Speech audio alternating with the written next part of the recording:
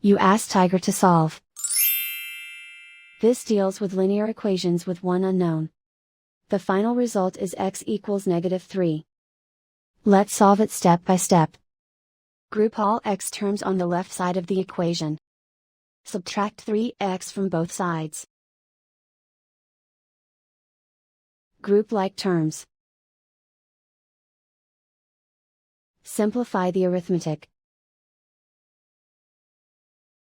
Group like terms. Simplify the arithmetic.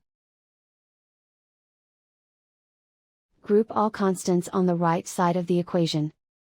Add 1 to both sides. Simplify the arithmetic.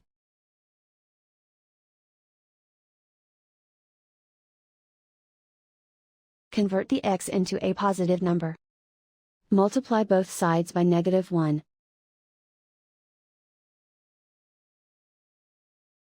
Remove the ones. Simplify the arithmetic. And so the final result is x equals -3.